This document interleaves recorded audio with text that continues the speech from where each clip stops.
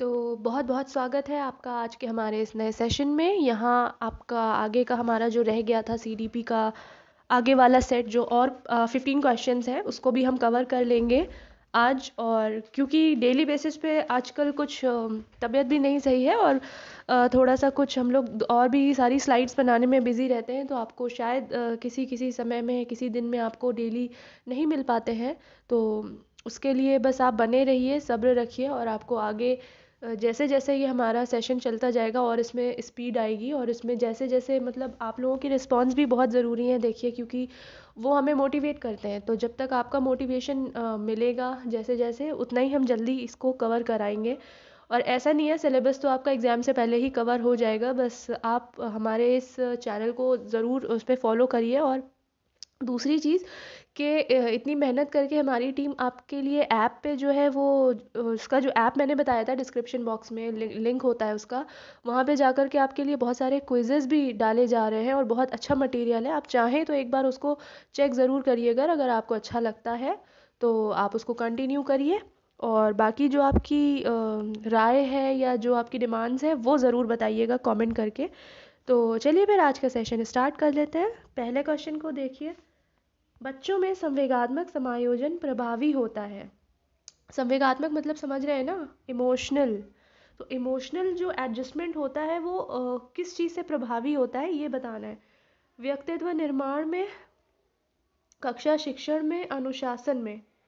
ठीक है, मतलब प्रभावी होता है, एक्चुअली ये बताना है कि जो मतलब अगर आपका बच्चा इमोशनली रूप से एडजस्टेबल है तो फिर वो उसका प्रभाव किन किन चीज़ों में पड़ेगा। तो देखिए, पर्सनालिटी डेवलपमेंट में बिल्कुल पड़ेगा, कक्षा शिक्षण में भी बिल्कुल पड़ेगा, उसको वहाँ पे ज़्यादा प्रॉब्लम नहीं होगी नए बच्चों के साथ डील करने में, नए बच्चों के साथ वो करने में और टीचर के साथ एडजस्ट करने में। इवन वो डिसिप्लिन में रहेगा क्योंकि वो इमोशनली तौर पे बहुत स्टेबल है। तो सारे ही ऑप्शन यहाँ पे राइट हैं, क्योंकि बच्चा अगर इमोशनली स्टेबल है तो वो ये सारे ही क्षेत्रों में अपना प्रभाव अच्छा दिखाएगा। चलिए फिर क्वेश्चन नंबर सेकंड भी देख लीजिए। एक शिक्षक विद्यार्थियों में सामाजिक मूल्यों को विकसित कर सकता है। अब ये बताना है कि सामाजिक मूल्यों को कैसे विकसित कर सकता है। वही सामाजिक मूल्य जो एक दूसरे से भाईचारा, सहिष्णुता और ये सब चीज़ें जो बच्चों में पहले से तो नहीं होती हैं, वो धीरे धीरे ही हम उनको सिखा के बता के उनके अंदर डालते हैं। तो वो पूछ रहा है कि शिक्षक कैसे उसमें विकसित कर सकता है। तो यहाँ जो है देखिए, आदर्श रूप में बर्ताव करके। देखिए, अनुशासन वो सिखा भी देगा तो उससे उसका कोई सामाजिक मूल्यों का लेना देना नहीं है। खुद वो स्वयं ऐसा रोल प्ले करे कि बच्चे के अंदर वो छवि उसकी पैदा हो कि हाँ यार, ये मेरे टीचर तो बहुत मतलब बहुत अच्छे हैं। वो मतलब वो दिल से आपको, आपकी पर्सनालिटी को माने और उसको फॉलो करने के लिए मजबूर हो जाए। तो ये आदर्श रूप में बर्ताव करके आप उस बच्चे को ला सकते हैं, उसके अंदर सोशल वैल्यूज़, एथिकल वैल्यूज़। खैर, तीसरा क्वेश्चन देख लीजिए। अपनी कक्षा के एक विद्यार्थी की प्रवृत्ति को यदि शिक्षक बदलना चाहता है तो उसे, यहाँ पे एक नहीं है, यहाँ पे शिक्षक होगा, गलत टाइप हो गया है, कोई बात नहीं। एक शिक्षक अगर बदलना चाहता है तब उसे क्या करना होगा। पहला ऑप्शन तो देखते ही आपको उसको एलिमिनेट कर देना है कि बिल्कुल नहीं, विद्यार्थी के साथ कड़ाई से पेश आना तो कोई हल ही नहीं है भाई। तो कक्षा के अन्य विद्यार्थियों के उससे ना जानने योग्य दूरी बनाए, ये भी नहीं। उसके समूह के सभी सदस्यों की प्रवृत्ति बदलनी होगी। बिल्कुल सही बात है, जिस ग्रुप के साथ वो रह रहा है आपको वो सब पे अपनी रेमेडीज़ अपनानी होंगी, उपचार करना होगा। क्योंकि फिर अगर एक को बदल दिया और वो वापस अपने ग्रुप के साथ इंडल्ज होगा तो वो फिर वही चीज़ें ग्रहण कर लेगा, तो इसलिए पूरे समूह की प्रवृत्ति बदलनी होगी। ठीक है, तो क्वेश्चन नंबर 4 जो है वो देख लेते हैं। तो क्वेश्चन नंबर 4 है हमारा, निम्न व्यक्तियों में से कौन अपने बच्चों को आंतरिक प्रेरणा दे रहा है। ठीक है, तो ये क्वेश्चन नंबर 4 है, आपको निम्न में से बताना है आंतरिक जो इंटरनल मोटिवेशन होता है, जो कि बहुत ज़रूरी भी होता है, तो ये कौन प्रेरणा दे रहा है। फादर रॉबर्ट अपनी कक्षा के उन बच्चों को चॉकलेट देते हैं जो अच्छा व्यवहार करते हैं। अच्छी बात है, लेकिन ये इंटरनल मोटिवेशन नहीं है। ये मोटिवेशन है, ये आपके लिए एक पुश है कि नहीं, मैं ऐसा करूँगा तो मुझे भी चॉकलेट मिलेगी। बी है, अगली कक्षा में कक्षोन्नति पाने पर अपने पुत्र को कहानी की पुस्तकें देते हैं। तो ये भी नहीं होगा, हालांकि मोटिवेशन होगा लेकिन ये उस तरह का इंटरनल मोटिवेशन नहीं होगा। अपने पुत्र के जन्मदिन पर गिरिजेश दावत देते हैं, नहीं ये भी नहीं है, तो बचता है डी, विज्ञान विषयों में सर्वोच्च अंक पाने पर राकेश कुमार अपने पुत्र की प्रशंसा करते हैं। बिल्कुल, अगर आप उसकी तारीफ करते हैं, जेन्युइन तारीफ करते हैं उसकी, और उसको इस तरह से प्रेजेंट करते हैं अपने लोगों के सामने, तो वो और ज़्यादा इंटरनली मोटिवेट होगा कि उसे नेक्स्ट टाइम भी अपनी ये खूबी बरकरार रखनी है। और ये सिद्धांत ना हर चीज़ पे, हर वर्ग के बालकों पे, बच्चों पे, इवन बड़ों पे भी ये लागू होता है। ठीक है, हर कोई चाहता है अपनी अच्छी सी वो सुनना। खैर, क्वेश्चन नंबर 5 देखिए, ये क्वेश्चन बार बार रिपीट हो रहा है, और रिपीट इसलिए कराया जा रहा है ताकि आपको एकदम रट जाए, कहीं से कुछ छूटे ना। क्वेश्चन नंबर 5 है, सीखने के नियम जो दिए हैं वो किसने दिए हैं और कितने नियम हैं। ठीक है, थॉर्नडाइक ने दिए थे और बहुत इंपॉर्टेंट थे सीखने के नियम। तो पढ़ लीजिएगा इसके बारे में, फिर से मैं बार बार कह रही हूँ, अगर आपने नहीं पढ़ा है तो इसको पढ़ लीजिएगा, देख लीजिएगा, इसके एडिशनल नोट्स बना लीजिएगा। क्वेश्चन नंबर 6 जो है वो है अपने ऊर्जा बल इस परिपक्वद को बाहर की अभिव्यक्ति करने वाले व्यक्ति का प्रकार होता है। ये मालूम नहीं है क्या लिखने की कोशिश की गई है। अपने ऊर्जा बल, और चलिए इस दूसरे सेकंड वाले शब्द को हटा दीजिए, इसको ऊर्जा बल को ही रहने दीजिए। जो आपका ऊर्जा बल है उसको बाहर की अभिव्यक्ति जो कर देता है जो व्यक्ति, वो किस प्रकार का होता है। मतलब आपके अंदर जितना भी पॉजिटिव एनर्जी है उसको आप अगर व्यक्त कर पा रहे हैं तो आप किस टाइप के व्यक्ति हैं। काफ़ी है, ये एक शब्द काफ़ी है आपको ये बताने के लिए कि इसका आंसर होगा बहिर्मुखी व्यक्ति।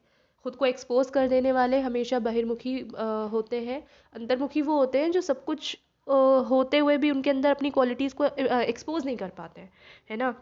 तो ये थोड़ा सा यहाँ पे क्वेश्चन का मिसप्रिंट था, कोई बात नहीं। क्वेश्चन नंबर 7 देख लीजिए, बाल मनोविज्ञान का क्षेत्र है, बाल मनोविज्ञान का क्षेत्र।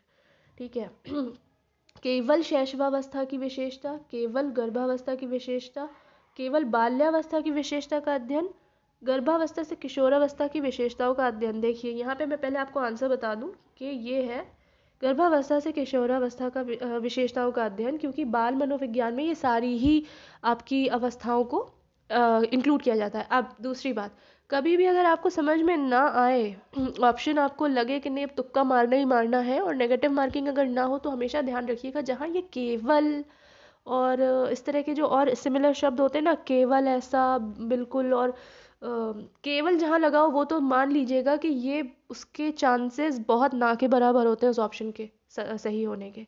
तो वो पहले ही आप उसको एलिमिनेट कर सकते हैं।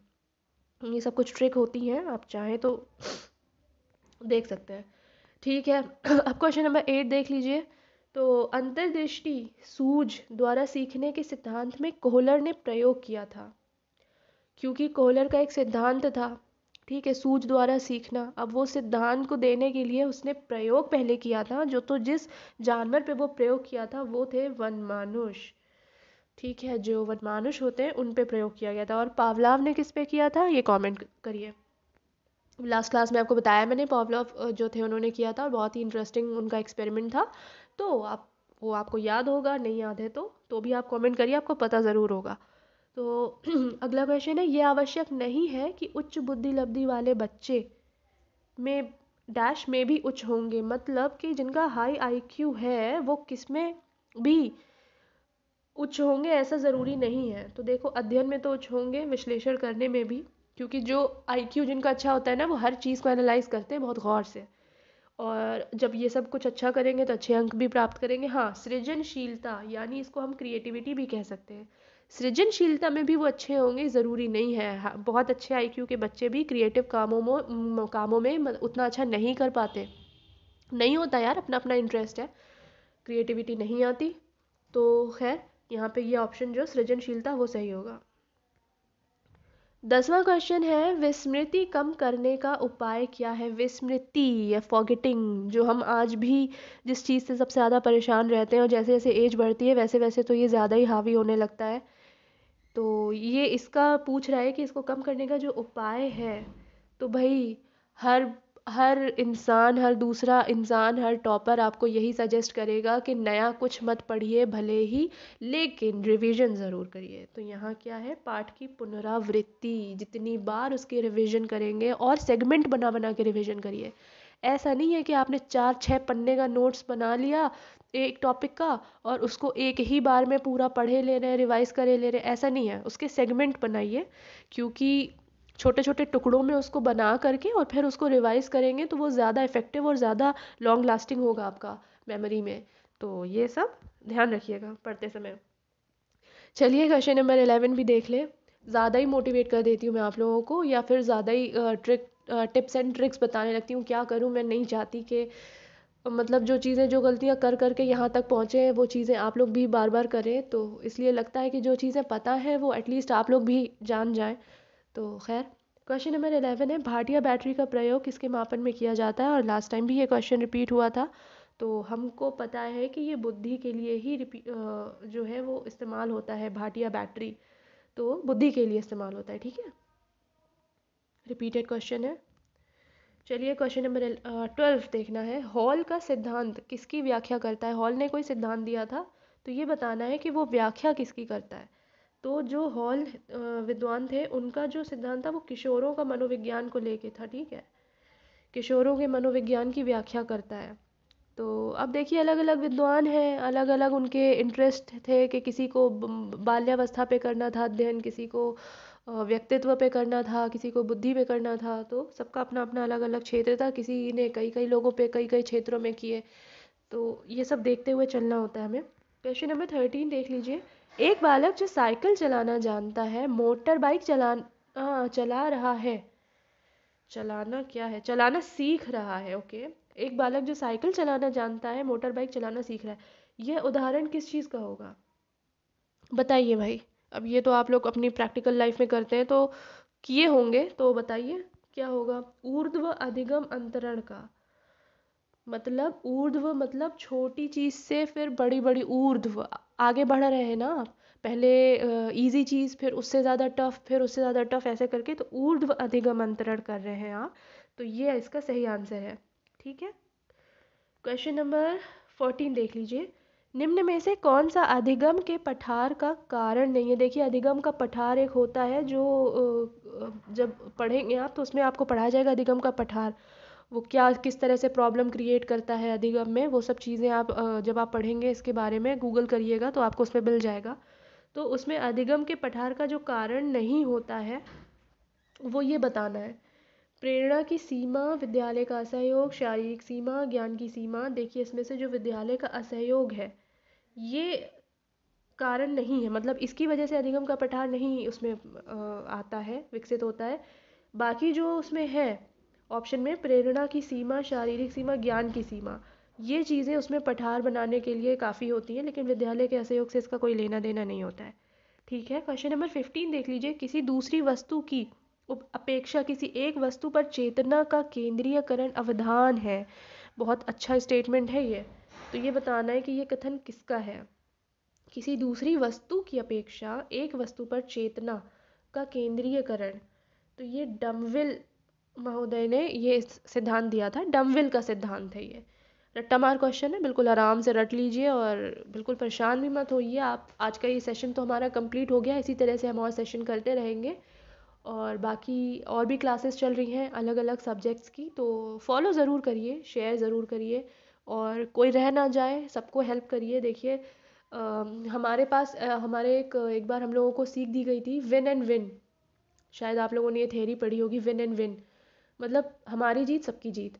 कभी ये सोच के मत पढ़िएगा कि किसी को हराने के लिए पढ़ रहे हैं आप, तो ऐसा नहीं होना चाहिए। हमेशा जीतने के लिए पढ़ रहे हैं, किसी को हराने के लिए नहीं। तो इस तरह से पॉजिटिव एनर्जी के साथ आगे बढ़िए, और सारे एग्ज़ाम्स लगभग आने वाले हैं तो अपने उसको गियर अप करिए पढ़ाई को। और बाकी जो भी आपकी क्वेरी हो, जो भी आपके डाउट्स हो, वो निसंदेह आप बता सकते हैं। तो बाकी आगे के सेशन में मिलते हैं, तब तक के लिए धन्यवाद।